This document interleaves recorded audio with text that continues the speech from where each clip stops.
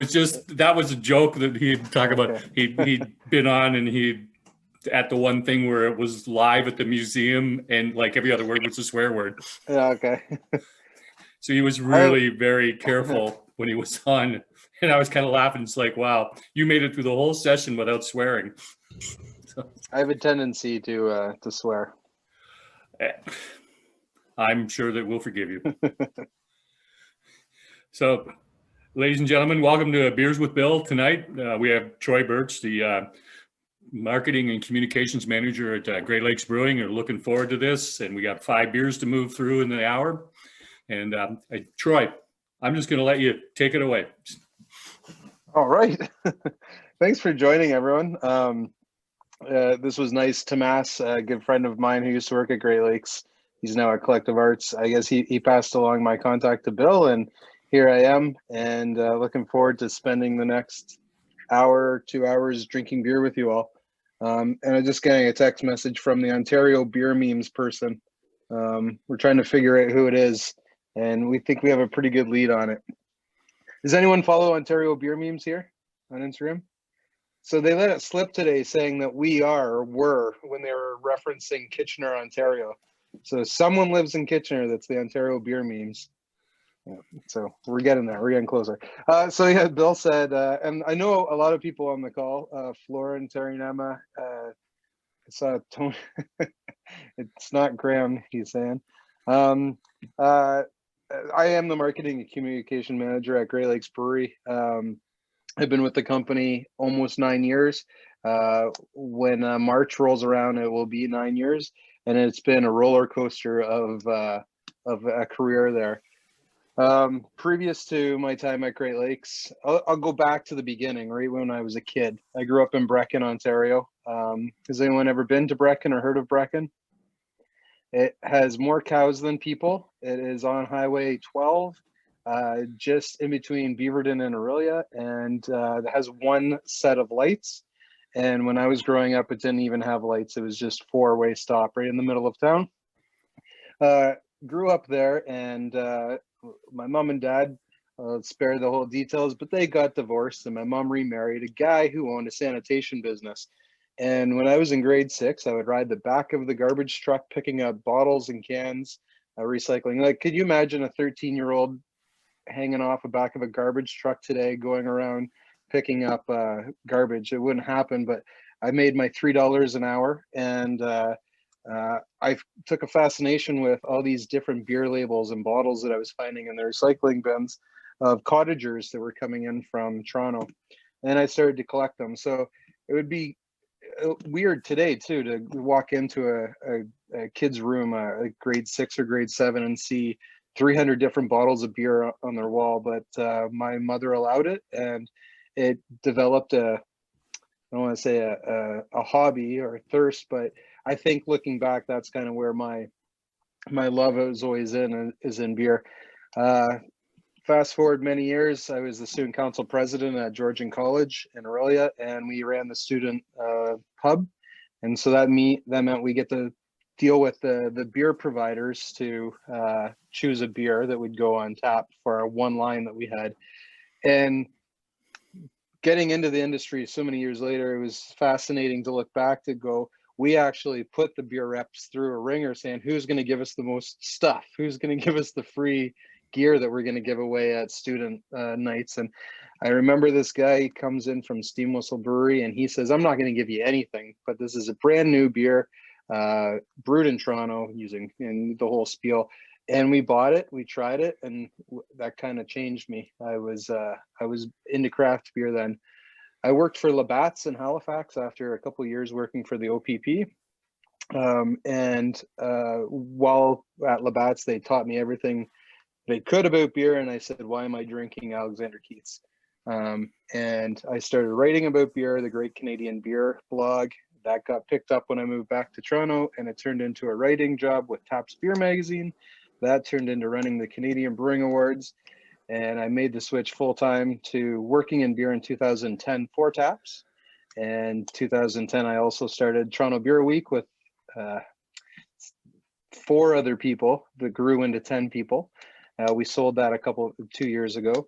And I joined Great Lakes in 2012. And so that's kind of my long history of an introduction into who I am and what I do at Great Lakes. But we're having a beer right now, right? Everyone's cracked open a Burst. So I have some good news about this beer, before we even get into what it is and what it tastes like. We came out with this as just a seasonal release to the LCBO.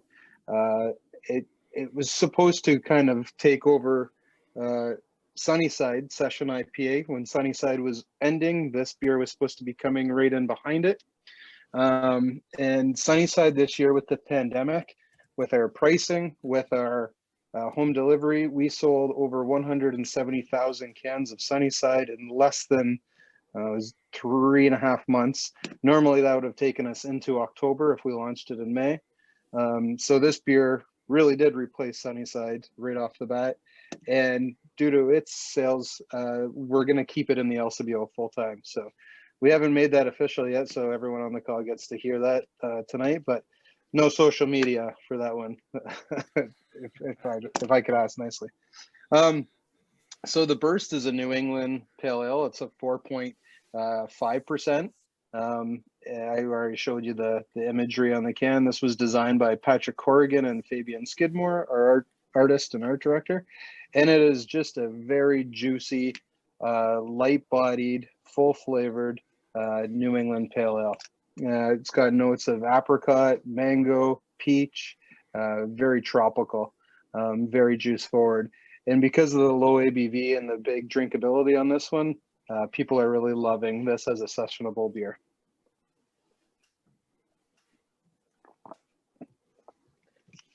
Show of hands, who's had this already? Oh, nice. Lots. So we started doing New England Pale Ales or New England IPAs about 2 years ago about 3 years ago, after not really jumping on the bandwagon. We were kind of holdouts for the longest time. We were known throughout Ontario in Canada as the brewery that produced IPAs, and our beers like Karma Citra, which we're going to try tonight, Karma Citra, Octopus Wants to Fight, Thrust in its former incarnation, we're all just American style West Coast IPAs, and they were very popular with consumers across the province. When we started brewing the New England series, we just watched how fast these beers were selling. And the first one was Thrust. We converted that into a New England Pale Ale 3 years ago. And we watched just how people gravitated towards the style more than they did the traditional American style. We made the decision to introduce slowly. And now, if you look at the 17 beers that are available from our brewery today, I think 6 or 7 of them are a New England variation. So this one's at the LCBO, and it's $3 a can, and we charge $60 a case when we do home deliveries. So it's been a hugely popular beer in our portfolio already. Troy, I'm just curious, what do you think drove that move into the New England style? Not just for you, but for the industry as a whole. There was a brewery, there still is a brewery, but the High Road, and they brewed a beer called Bronwyn, I believe, Bronin IPA. And when they first did that, a lot of people kind of sat up and recognized that there's something special about this beer. And a lot of the New England beers in the beginning were called Vermont style IPAs. I think what is popular with these beers is they're very approachable. They're very light bodied, which you're going to see when we have the Haze Mama. Who's had the Haze Mama here? Probably the same people that have had So the Haze Mama is a 7% New England IPA, and it drinks bigger, but it's very approachable.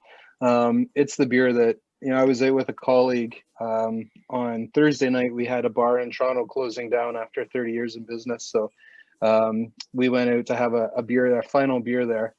And then we went to another bar, and there was 4 people in the entire place. And he'd been drinking at the brewery for a couple of hours before that. And so he had about 6 or 7 beers in him at this point, but then he orders a Haze Mama, and you could see him just fade as he finished that beer. But they're really approachable. So you can have a couple of these beers. You can have 4 or 5 of them even when it's the burst, the 4.5s.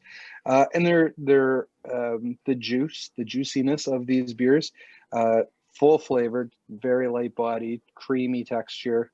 And less bitter, and I think that's the what makes them more approachable to consumers of all demographics. Cam throws an interesting question at you. He wants to know if you think this is a fad or if New England styles are here to stay. Well, I'll be the first to say, Cam. Where's Cam? Blanked out near the bottom. He's blanked out. Okay. I'll be the first to say that we thought they were too when they came about 3 or 4 years ago. We, as I mentioned, we were holdouts. We didn't think that the style was going to really ramp up this way. And then the Bellwoods and some other breweries started to do them a lot more. And talking industry, we all talked to each other. We noticed what bar and restaurants were starting to move to in Toronto, and where someone would have 2 or 3 Octopus Wants to Fight on tap. One day, the next day they might come in and have 4 or 5 or 6% New England style beers, just because they drink fast. They're juicy and people were really digging them. So, do I think it is a bit of a fad? I do think so. But I don't think it's going anywhere. I think they're here to stay, and we're going to see different incarnations of them coming. We're going to start to see some hybrids where people are just going to throw in, like we're seeing some breweries are putting in like 3 kilos to every hectoliter of beer, and like that's a lot of hops. I think with us, we're doing 1 kilo for 1 hec, and so we're going to start to see a fine balance where they're more balanced, like Great Lakes beers are. Yeah, good. Yeah. You know, with your role in marketing and communication, those are very complex things. So how do you manage to stay on top of all of that?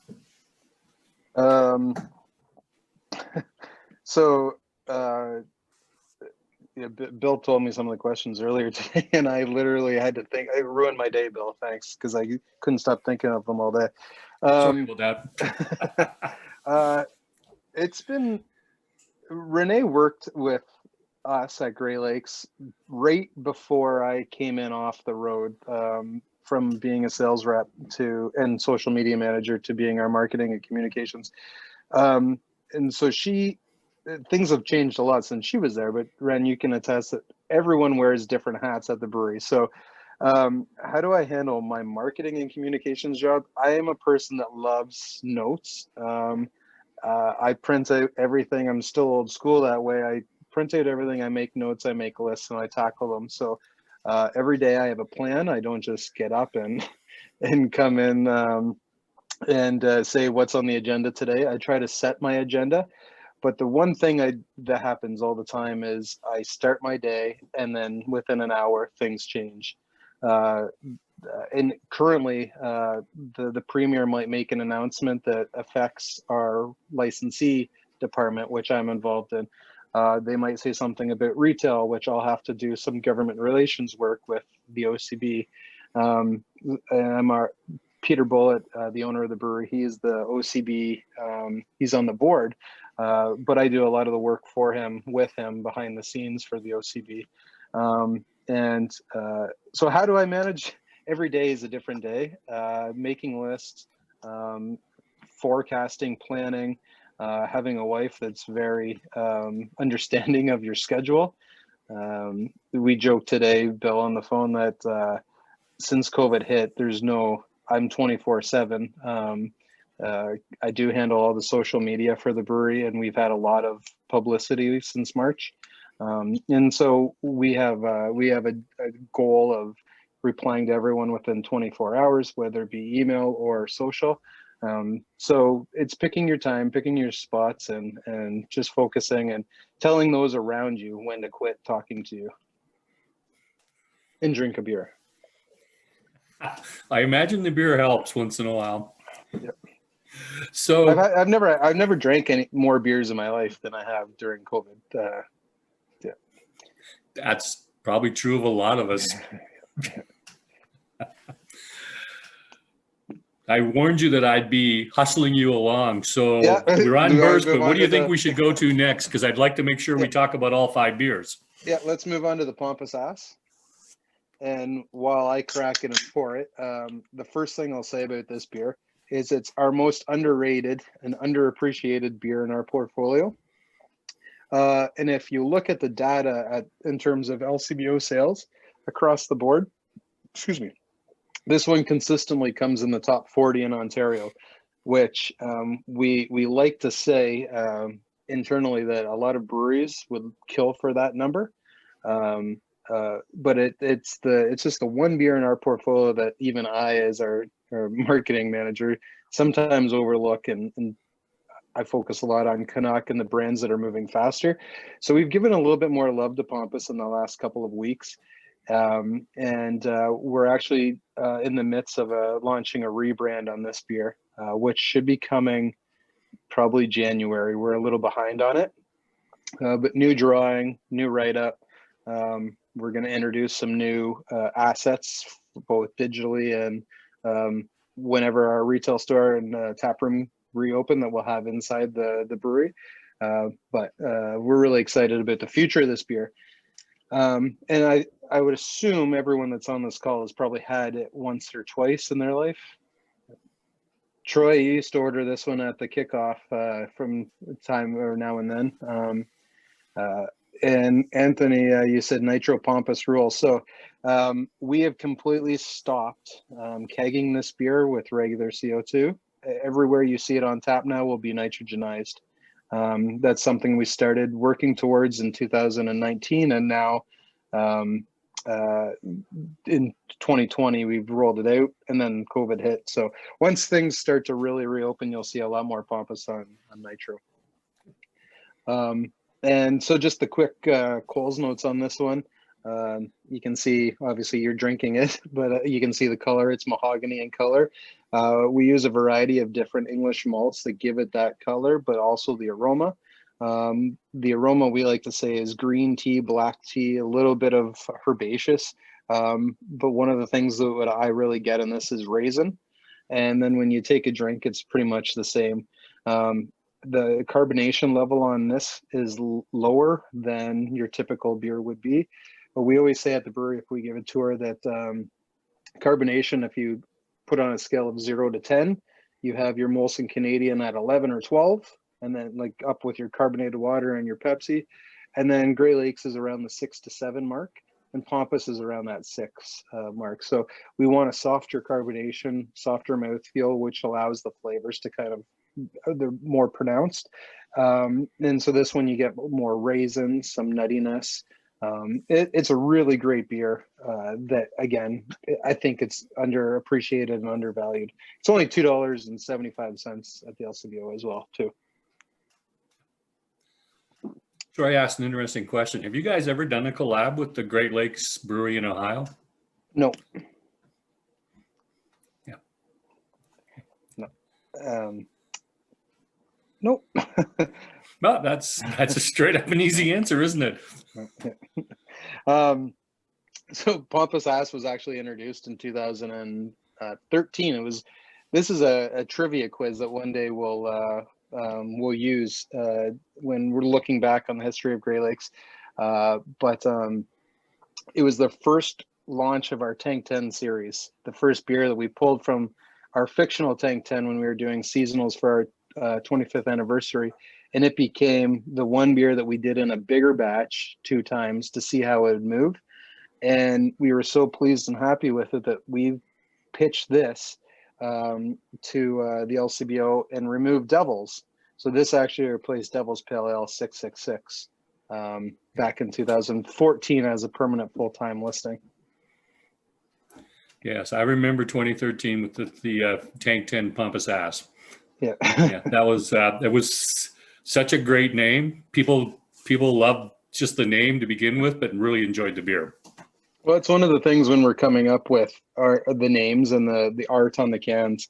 We're looking for something that someone will, whether they're walking through an LCBO or scrolling Twitter or Instagram, that they'll stop and go, "What did that say?" Burst, and it has a big explosion on it. I want to read it now. And with our beers like Canuck and Shinny Pants, Haze Mama, the end of the write up on Haze Mama says, "Furthermore, brownies taste good," because the guy who wrote it was high when he came up with the write up. But we like to have fun that way, where we want people to look at the art, but then read the copy and go, "This seems like a fun brewery to work at," or "This seems like a fun brewery." The beers are probably going to be.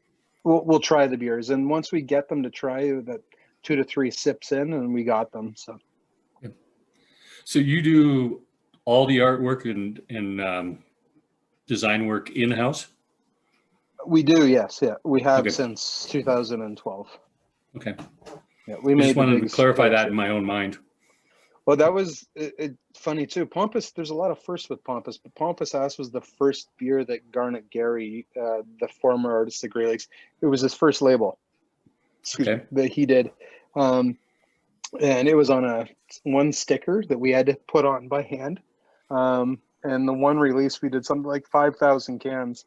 So we had people, I don't know, Renee, if you were in that group or you were sticker labeling Pompous Ass, just so we could get the beer out there. Yeah, Renee labeled the original run. We used to label. We've come a long way since 2012. In 2012, when I joined the brewery, our 25th anniversary, we hand labeled all of the anniversary beers until we bought a labeler that did like one every minute, and we were like, "Oh my god, this is amazing!" But we had the first 25th anniversary was the Robust Porter, and we did 10,000 bottles. And so one person would sit here and you'd put the front sticker on, then pass it to the next person, they'd put the back sticker on. Then you'd pass it to the next person, they'd wax dip it. And then they'd pass it to another person, they'd put it in a box. And we did that for like a week. And then we realized that we were drinking, a bottle or two each every hour. And by the end of it, we were like, we were missing like 20 cases. But that's Grey Lakes for you. So there's a couple of questions popped up, and I do want to get to both of them. So the first one's from Graham and a marketing question. What's the percentage of purchase based on the artwork versus the name versus the taste? So, Graham, we're not that into metrics at Great Lakes. We are, but we don't nail it down that granular. I would say from a retail store perspective, where we see people coming to our shop, or before COVID coming into our shop, the name would get them. They would pick up a can and they would look at it, and if they turn it to read it, we know we're going to get them to make a purchase. As soon as we introduced 8-packs at the brewery, people would then fill up more than normally 2. So someone would grab an 8-pack and they would say, "Okay, I've never had this Shinny Pants." So they'd look at the can and then they'd turn it around. Instead of getting 1 to try it, they'd get 2. At the LCBO level in grocery, we sell a lot of beer, and I think it's based on people walking, seeing the artwork, putting a couple in their cart, and then when they go back next time to do their grocery shopping, "Oh, I really like that Canuck Pale Ale," and so they'll put more in their cart. So I think the name draws them in, the flavor profile takes it home, brings it home. That's great. Thanks, Troy. David asked a question about, you raised the issue of fun with regards to working at Great Lakes Brewing a couple of times. He wants to know, does this a brand value guide, and is there a guideline written on this, or is it just something that turns out from the discussion as a group? So we do have brand guidelines, but we don't have the word fun in there. But we poll our staff every now and then. We'll send out a survey. Tell us what you think about the brewery. What could we be doing better? What could the senior leadership team be doing better? If you were to give 3 words to describe the brewery, what would you say?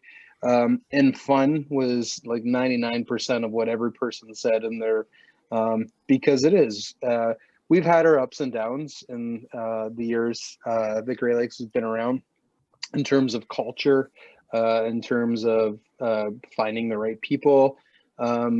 But we've worked really hard at that to get it better. And the owner, Peter, he's a, I don't know where this is coming from, but as soon as I said it in my head, it's from a movie or if it's from a TV show. He's a fun guy. Someone's going to know that reference from something, but he is one of the crew. He's not the he is the owner, but he's not the owner. You could anyone in the brewery can sit down and have a beer with him and just talk about anything.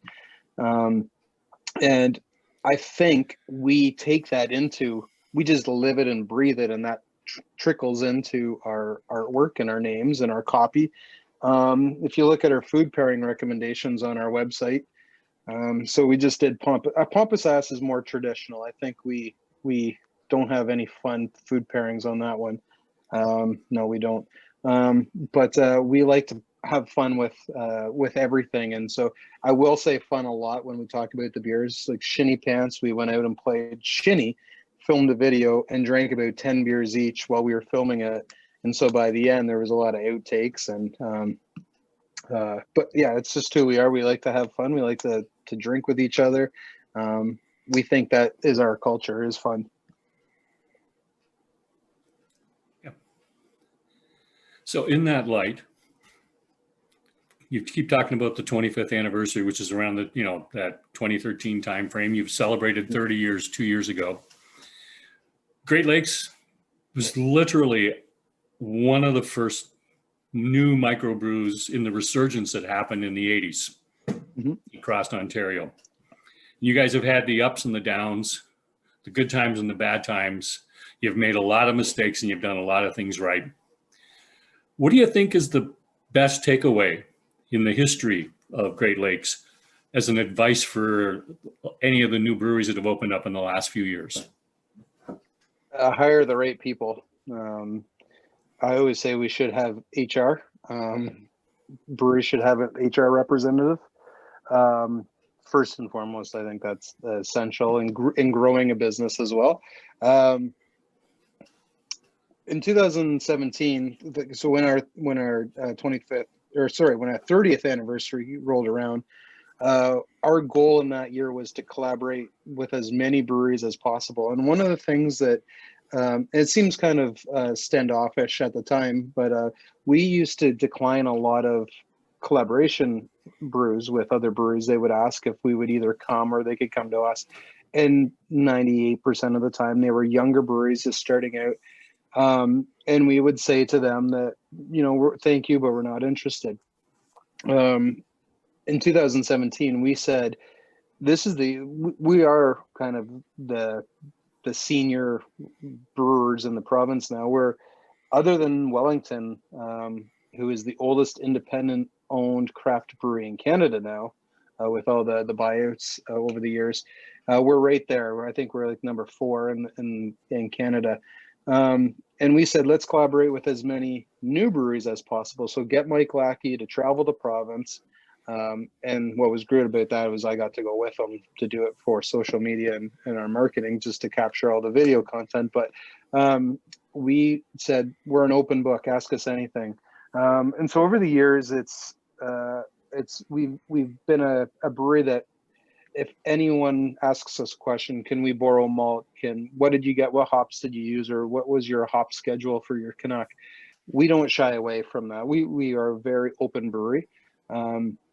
Whether it be a 2-year-old brewery, Dominion City, for example, they're not 2, they're a little older than that, but we don't have a very public relationship. You won't see us out there saying, hey, Dominion, they won't be doing that, but we have a very good working relationship behind the scenes. So when when COVID hit, they were sitting on a lot of kegs. And for a small brewery, that's a lot of money sunk into their business that they can't recoup. So we talked to them about, we got a still, maybe we could take their kegs and make it into sanitizer and work together on something. But that's not stuff that you see on social media. And I think that's what Great Lakes is best known for in the industry, is that if you need anything, call us. If you have a question for us, we'll answer it. If you want to drink with us, we'll drink with you. If we have a problem with your beer, we'll tell you, but in very, hey, we have some experience, you might want to check your DO levels on your canning line, what have you. And I think that's what makes us one of the most. We're not the biggest brewery by far in Ontario. Some people perceive us to be a large brewery, but we're still very crafty, as the smallest brewery in the province would be considered, because we just have those relationships. So relationships, that's my answer. Create good relationships with everyone. Okay. Thanks, Troy. Gonna hustle you into the third beer now. I'm ready.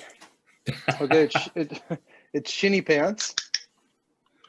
Shinny Pants, not shitty pants. So this beer, again, we're going to go back to fun, David. And this is a true story. So a lot of the names that we come up with, a lot of them came from Lackey years ago, but the newer ones are a combination of people around the brewery. But Shinny Pants it's based on a true story that one day Mike Lackey went to play shinny, and when he came back, he brewed this beer, and it's right on the can, or right on our website, and it's a true story. And from November until April, between 11 o'clock and 2 o'clock, Mike Lackey, our brewing operations manager, is MIA. He's at the shinny rink playing shinny. And he comes back, and back in the day, he was brewing on a little 70-liter system, and he'd be brewing all the time. So he'd come in at 4 in the morning and brew. He'd go play hockey and then come back and brew. And so he brewed this beer the day he was wearing his shinny pants. And shinny pants, if you don't know, are the pants you wear when you play shinny, and they're usually windbreakers. And Mike Lackey has a very ratty pair of shinny pants. So if you go to our website, if you go to Shinny Pants, you'll see we have tasting notes, food pairings, additional, which is usually right up on the back of the can, and then we'll have, some of them have videos, and we actually shot a 1-minute video about Shinny Pants, Mike Lackey and I playing shinny. So this one, Bill just mentioned it. It just went out to the LCBO this week, or last week, Friday. So it may not have made it to the KW area as of yet. But anyway, it's a 4.3% session pale ale. Sorry, a session stout. It is full of aromas of espresso, chocolate, bittersweet chocolate. And then when you take a taste, you're going to get some creaminess. It's got a velvety mouthfeel. Again, chocolate, espresso, a little hint of smoke from the roasted malt. And it's the way a proper 4.3% stout should be. So not to slam another brewery here, I'm not into that, but I used to teach beer at George Brown here in Toronto. And the one thing I would hear from every student that came through is, I can't drink Guinness. It is such a full, it's like a meal in a glass, and they'd have all the excuses of, it's so dark, I can't drink it. And we said, well, dark's a color, it's not a taste, it's not a flavor, it's not full body, it doesn't mean anything. It just means they've roasted the malts. So what I would do is I would take a can of Guinness with the nitrogenized widget, and I'd crack it open, and I'd pour about this much into the bottom of a glass, and then I'd take the rest of the can and pour the rest of it up, and then I'd get them to try them side by side. If you remove the nitrogen from that glass or from the pour, you're going to get literally charcoal water. I urge everyone to go out and buy a can of Guinness and try this tomorrow. And then we'd have a London Fuller's Porter on this, in different styles, but it just showed what a real beer tastes like. And when we were brewing this beer, we wanted a beer with tons of flavor, bigger body, but zero alcohol. We didn't get the zero alcohol. We went to 4.3. But this is a beer you drink after shinny. It's a beer that you drink in the pub with the fire crackling and when pubs reopen again. But it's just one of those beers that you can enjoy with foods, you can enjoy with outdoors, and you can have a couple of them without it really affecting the old head.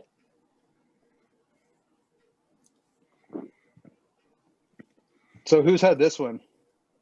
I don't know if it was around when we were selling a lot of beer to the kickoff. I don't know if we had it there. We did have it on once. Did have it on once, yeah. Yeah, at least once. That was post my days. So Yeah, I quit being your rep in 2016. I think that was the final hurrah. We did an event down there, and all I remember was Mike Lackey and Rob Hearn eating the crap out of Popeye's chicken at like midnight, and they had the grease just all over the table. Like, it was a bad scene. why am I not surprised with Rob?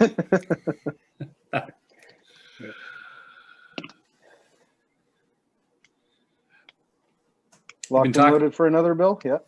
No, I'm just saying, you've been mentioning Mike Lackey a lot, and his name comes up at least a half a dozen times in the last 20 shows of people who have worked at Great Lakes, gone on to be, microbrew owners.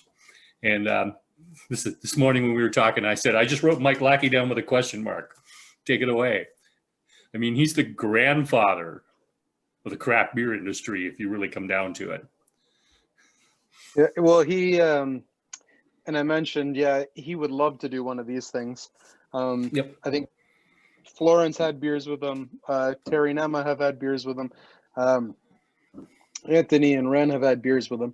He's gotten so much better at doing this kind of stuff that if he could just sit in his basement and drink beers all night and talk about beer, this is like COVID is bad, but this has brought Mike out of his shell a little bit more, because if he's behind a screen, he's not in front of you in person. So, but it's fun. Graham, you just mentioned the craft beer godfather. So for the Ontario Craft Brewers Conference that's coming up in 2 weeks, Charlie Papazian, who is considered the godfather of homebrewing, he started the American Homebrewers Association and crafted the Brewers Association in the U.S. He retired 2 years ago, and he's going to be the keynote speaker for the Ontario Conference this year, virtually. And we just brewed a beer, his beer. He gave us a recipe, and our crew back at the brewery took it and brewed it on our system virtually through Zoom. So Charlie was part of the brew day. So the godfather of Ontario craft brewers, and then you have the actual godfather of Ontario or American homebrewing together, which is pretty cool to see. So yeah, Lackey's been in the business for 30 years. He was Great Lakes' first real hire, which was not really a hire. He just wanted beer for free, so he worked for the summer for free. And he did rug removal, he did cleaning, he was a delivery driver, he cleaned lines, he was a sales rep, he's got kicked out of more bars than anyone that I've met. He's got Great Lakes in trouble before. Like, he's done everything, and he brews some amazing beers. Derek's asking about Dirtbag. You gotta get that Dirtbag McQuaig. Derek, have we ever drank before together? Dirtbag McQuaig has got me into trouble. The Woolly Christmas party, and you brought a bottle around one time. The Woolly Christmas party?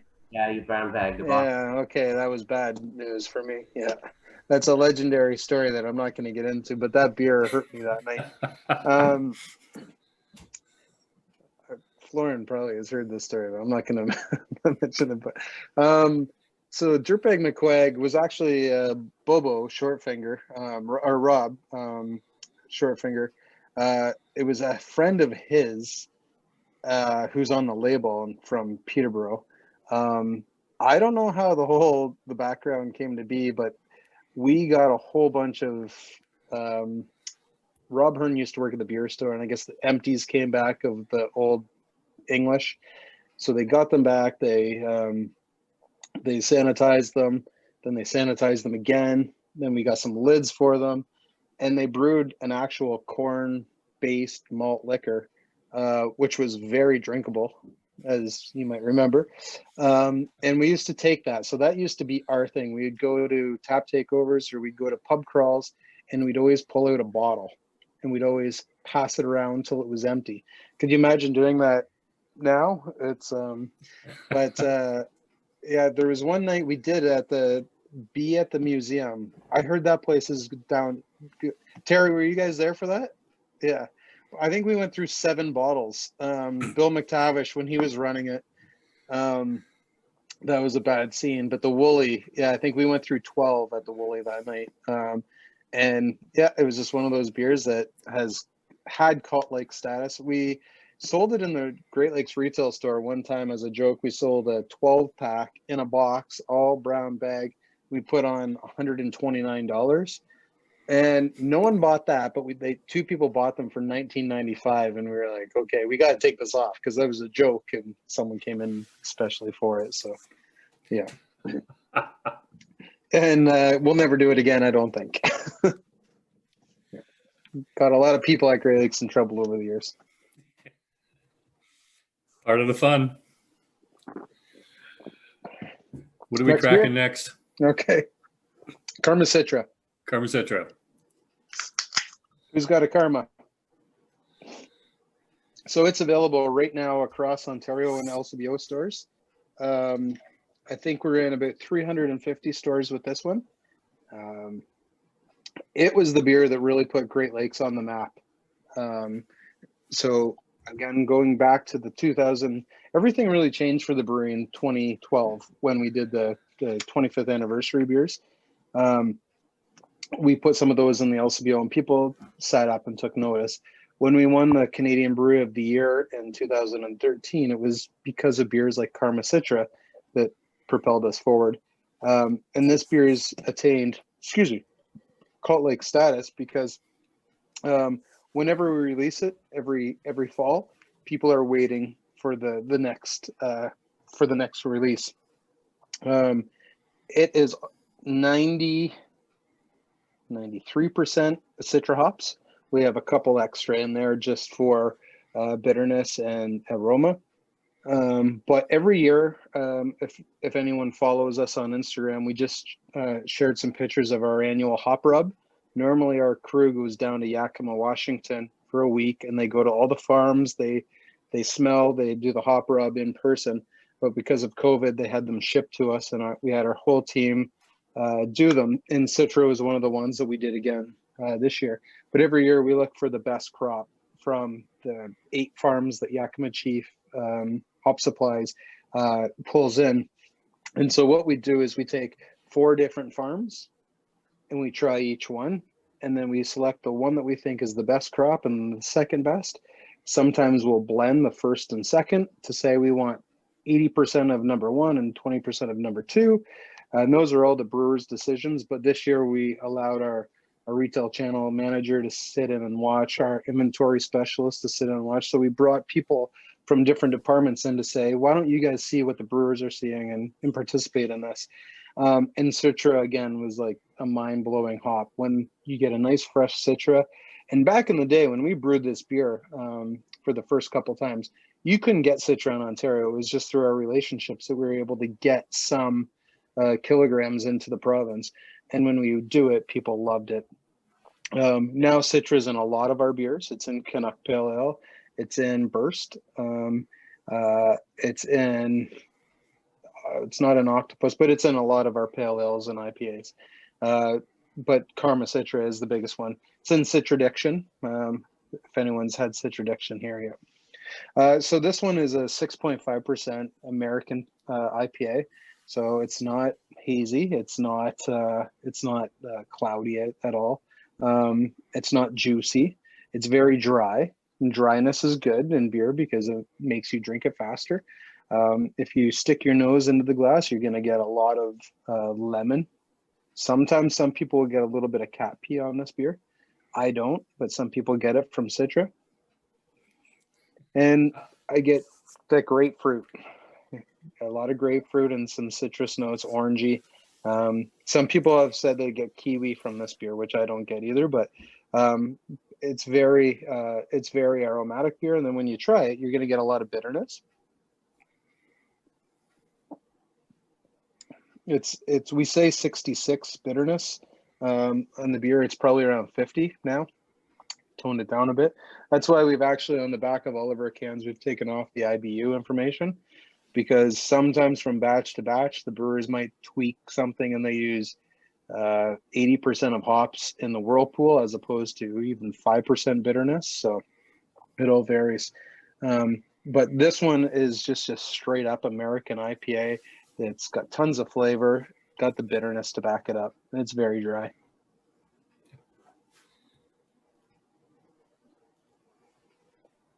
What do you see that's happening innovatively or exciting in the craft beer industry right now? The going back to the old styles, going back to old school, clean, crisp, going back to traditional styles. I know Godspeed gets a lot of love across Ontario, and rightfully so. BIM does some of the best beers in the country, bar none. If anyone has the chance to get some Godspeed beers, get some of the Czech Pilsners that they do. They're luckily they're only like 5 minutes from my house, so I get a lot of his beers. But Godspeed's one. Everyone's talking about Vim and Vigor from Tooth and Nail, Matt Tweedy and Dana. That beer is phenomenal as well. I love, and I always have it in my fridge. I love Steam Whistle. I get it for free, but I always have Steam Whistle on hand for when I feel like not thinking, just drinking. But that beer has got a ton of character to it, and a lot of people just bypass it because it's older. They're not really in the craft market anymore. But when you're in the industry and you know the people behind the beer and you know the people selling it and the people cleaning the lines, I think Steam Whistle, unfortunately, is one of those beers that people have in the craft circles have continuously just overlooked. But I love that beer. So it's not innovative. Excuse me. It's not innovative, but it's going back to our roots of clean, crisp, and technically sound beers. But when it comes to innovation, I love the beers that are coming out of Matron. I always say that wrong. Am I saying that right? Matron? No. Ren, unmute yourself and tell me, because everyone has a different opinion of what do you call it? It's just matron. Matron. Yeah, I always say Matron, and everyone's No, matron. Tron, Matron. Matron. So I love what Justin and Mallory are doing there. Their beers are great. And my neighbor is a big beer snob. We're all snobs, but he goes on travels and he brings me back some beers, and some are big wins and some are big misses. But I like what they're doing. I like what Tweety is doing at Tooth and Nail, and BIM obviously is doing. Muddy York, I like their Gaslight. I always go back to their Gaslight Hellas. Jeff's a good friend as well too, so we always have that stocked. And I gotta say though, when it boils down to things, I think sounds like a marketing person, but I think Great Lakes, because we do so many different styles and we do so many different varieties of styles. So this week we have Absacker coming out, which is a German Helles that we had the brewers from. I'm not going to do my German accent, but the brewery Rittmeyer, which was a family-owned brewery since 1622. They came to the brewery and they brewed a beer with us, and they showed us how to do a proper German Helles. And so that's coming out. We just launched, we just ran out of Frühschoppen, which is a German Pilsner. They helped us brew that. And so I think those beers sometimes get overshadowed by our IPAs and our pale ales. And I love those styles right now. And a Carmen Citra. Absolutely. And promoting GLB isn't just marketing. They do a great job with what they make. I'm going to ask you to go to the next one because we're getting close to the end. And then I've got a question from Shirag that we need to come back to. Okay. So Haze Mama. Haze Mama is the worst decision to make at the end of the night. Just because it's 7% and it drinks so light. It's got so much flavor. It's got so much body to it, but it's one of those beers that everything goes together so nicely that it just, you realize you've drank two when you thought you only drank one, right? It's just one of those beers that's like that. Kind of like Canuck for us at the brewery. It's like a breakfast beer, but So I'll tell the marketing side of this beer first and foremost. Is the illustration on here is the powerful being that's coming out of the swamp, a river. You can interpret it how you will. But when we were originally looking to make this beer full time, we wanted something. We sat down with Fabian and Patrick, and we said, we want a female spirit to be standing up, kind of like the Statue of Liberty, kind of, but like powerful, like she's conveying, or it's conveying, or they are conveying. It's up to your interpretation of what's on the label. So we wanted something with just holding something, and we didn't know if it was going to be like the globe. But then we let the guys just go to work, and they did a sketch in about 4 minutes. We liked it, then we altered it, then we didn't like it, then we went back to the original and back and forth. This beer used to be called Voodoo Haze Mama, and it was Jimi Hendrix skeleton with a big hat on playing the guitar. But we pitched this beer to the LCBO, and we're like, we're not going to get away with that. And the name Voodoo, it might freak some people out, culturally insensitive. So we said, let's go to just Haze Mama. So we did a big search. No one had Haze Mama, not trademarked, which was the key thing, because that's a big thing in craft beer right now, is everyone stealing other people's names. We were able to get the name, and we were able to go with it. So we were like, it just makes sense now that strong spiritual being with the name Haze Mama just works. And the drawing came back on the 4th attempt, and we were like, that's it, you guys have nailed it. So then it took us about another 3 months to get everything put together, from the write-up to the colors. And Fabian and Patrick played a really crucial role in saying, this is the first beer that we want to kind of take on together, that we're just going to do it our way. And so we saw the first proof come in, we did shrink labels, and we loved it. And this is what we've ended up with. And it's skyrocketed in the LCBO since we launched it. So here's one thing never to try to do again, is launch a beer during a pandemic for a full-time year round, because you can't get out and you can't sample it. You can't get into LCBOs. Excuse me. Can't get into LCBOs and sample it with the staff. You can't go into the grocery stores. You can't go into bars and restaurants. So we relied heavily on our home delivery to get this beer out. We put created some marketing assets to pump out to the Etobicoke and Toronto area. And by word of mouth and through our pricing, so this beer is $3.50. I think that's a fair price, but a lot of people in Ontario think that's an actual bargain. Like we're undervaluing the beer. And I think Great Lakes has created that by continually putting beers out that are to the highest standard, but yet affordably attainable. And Haze Mama is just one of those beers that strikes a chord with people that are looking for something new. The colors are great. The story on the back makes no sense whatsoever, so it makes you laugh. And we're having a good time with this, and we just can't wait. We're going to do a big launch across Ontario with this beer, where we're going to pick 6 different cities and do a tap feature in 6 of those cities on a Monday, Tuesday, and we're just going to do a whole week of product rollout and tap takeovers and tap features all across the province. So that got derailed, but yeah, we're left with this beautiful beer, hazy, obviously.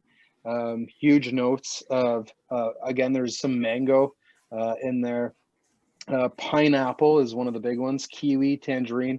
And the one note that I always use in beers like this is you get the sweetness from the malt and you get sweetness from the yeast, but it creates like a cotton candy aroma to it.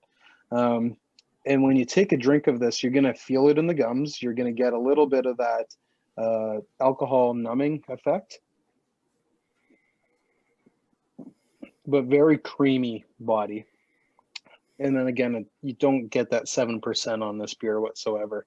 And so you take a drink and it finishes, it's juicy, but it does have a dry finish to it.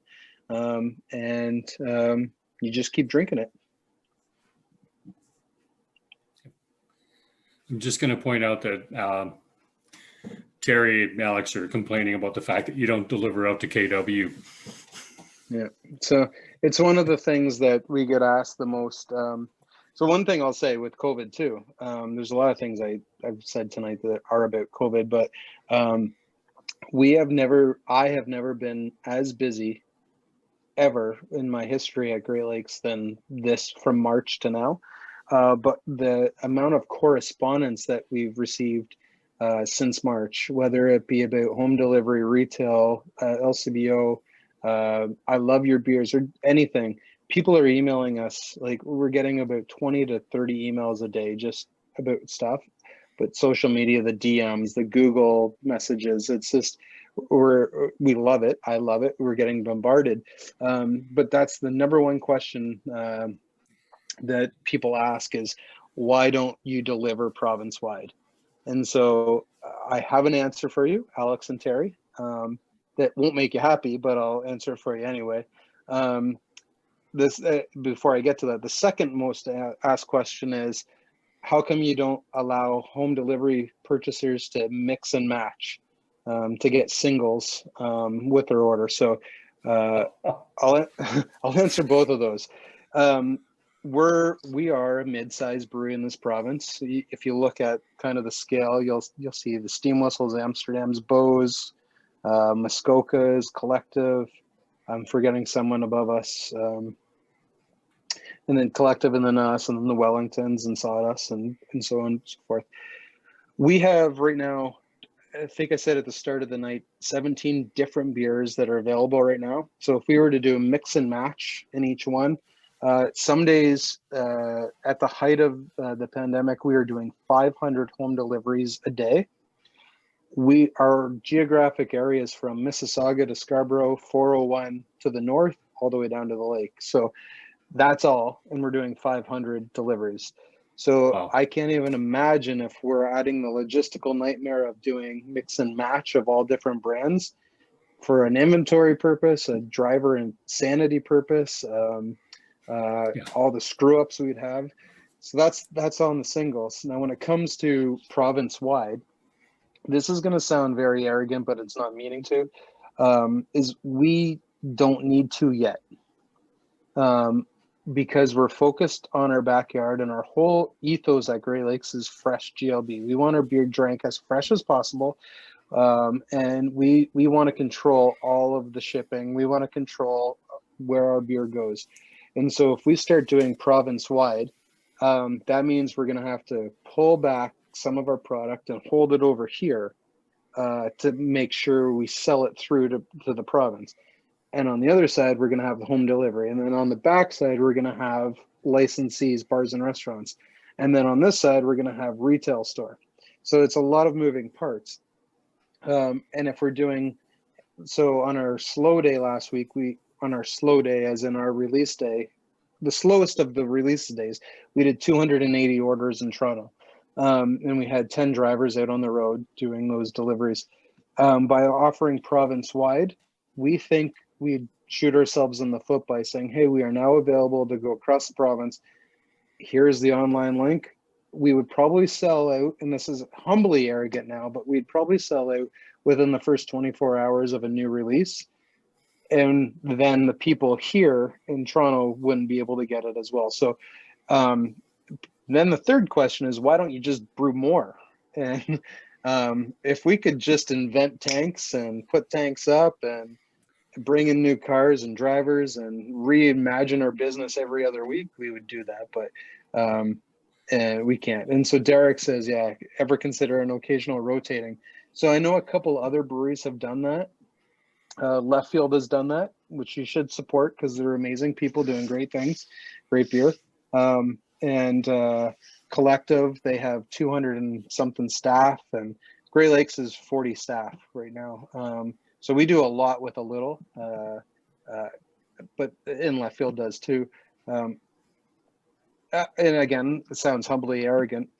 We're selling way more in our home base than they might be. So at this time, to do a rotating delivery day, if we open it up to Hamilton, for example, because that's where a lot of people keep bugging us from, is if we did that and we put up 2 pallets of a special release beer, we might piss off a whole lot of people by selling out in 10 minutes. Whereas if we put it back in Toronto, we might sell it in 2 days, but our business model's close to home and we're not bringing in outside delivery services. So every day is as I said, you come in with a list of what you want to accomplish, but every day something like that might come up where it throws you off your game for a bit and you start to go, okay, well, how come we don't get beers to KW every other week? It's because we don't have any. And that's a good problem to have. But one day, if this continues to stretch on for months and months and months, we might have to reevaluate and pivot again. Excuse me. So we're hitting close on the hour, Troy. Are you comfortable continuing? Mm-hmm. Okay. I'd like to backtrack and hit Chirag's question because he's always in the mode of learning new things about beer because it's new to him.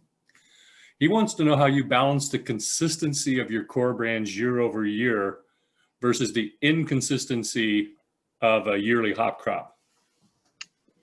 I'm going to tackle one thing about that first before I go into how do we do balance. But there's a brewery in this province, and I'm not going to shame them. From a marketing perspective, they say their tagline is, "We're inconsistently delicious." And I can't. Our owner said that a couple times, and like, do not use that term ever again. But there's one brewery that keeps saying that, and they take pride in the inconsistencies. And they sell a lot of beer in this province, a lot of beer.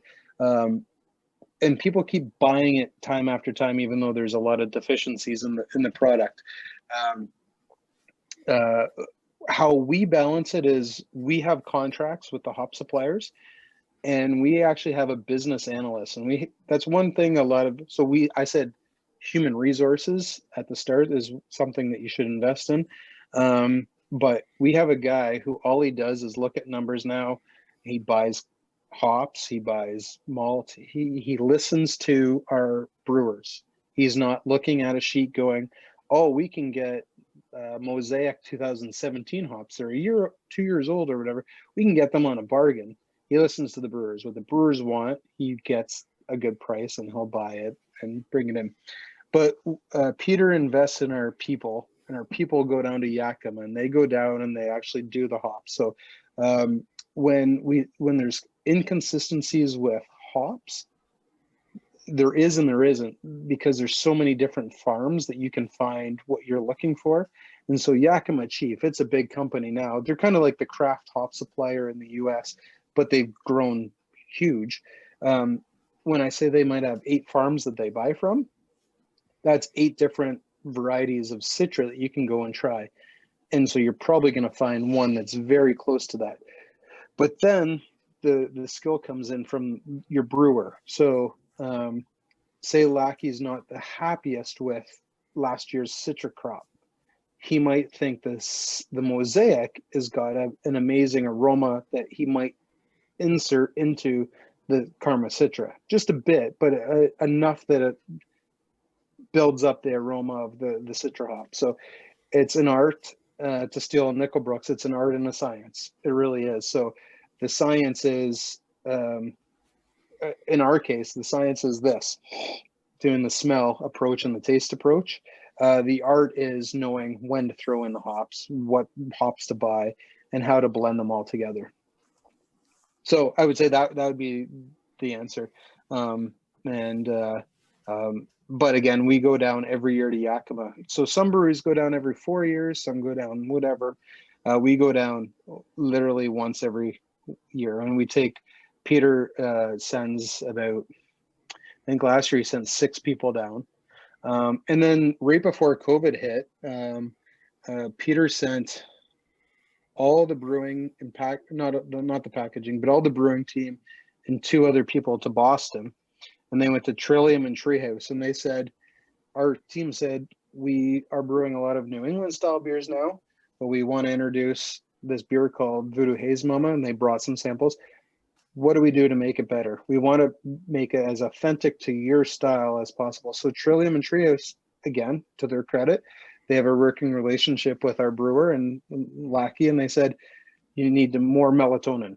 You need to kill this and add a little bit of this. And so same way that the Germans came over and helped us with our Pilsners and Helles, and that we would do with younger breweries here in the province, we just learn from each other. Ian at Amsterdam has been one of the biggest calming voices and helpful voices that Mike Lackey has in this province. They're best friends, and they critique each other's beers all the time, which is very healthy. Oh, thank you, Troy. I hope for Chirag that's very enlightening. I find that whole collaboration, checking things out, working on the science and the art, very important. I have a couple questions for you myself. If you could travel back in time, Troy, what's the one piece of advice you would give your younger self?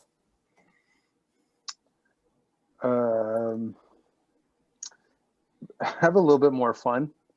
A lot of people think I'm a 37-year-old trapped in a 60-year-old body. But no, I would, I've always had fun. I've always been on the the other side of let's keep going, let's keep drinking. But no, I think it'd be let's have a little bit more fun. But I'd also like to do more education. That's my one thing is I didn't get the university education or whatever, and maybe that's not for everyone, but I missed out on going to. I went to college, but I lived at home. It was close enough.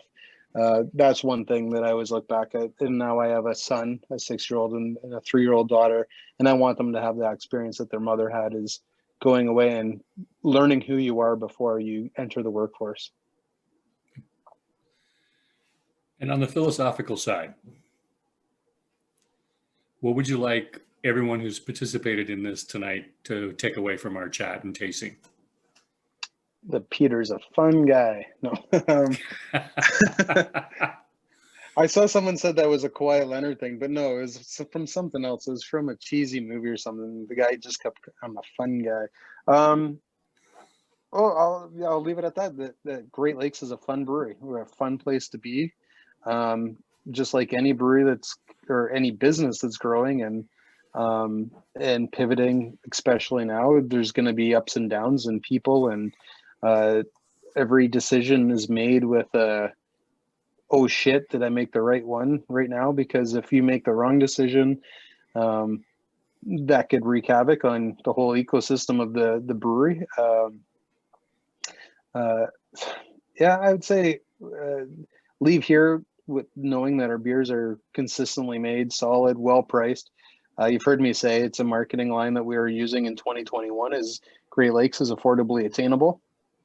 All of our beers, doesn't matter what status you are in life, you can afford one of our beers. And it's not going to break the bank, but you're going to get full flavor and consistency from it. Fun. Okay. And then I have to get Graham's question in. He wants to know if you think that Great Lakes is competitive or collaborative in the microbrew ecosystem. I think you can be both, and I think we are. We're very competitive with some brewers. There's a couple breweries in this province that don't get along with anyone else. And I'm not talking about the big breweries.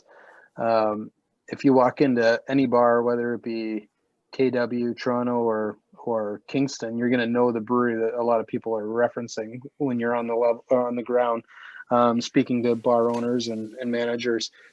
I think we're very competitive with the certain contract breweries, which I have no problem myself personally with contract brewers. They have sunk money and time and love and passion into the industry. I am a little bit more old school, and I love that the bricks and mortar people have sunk in a little bit more and have a little bit more to lose.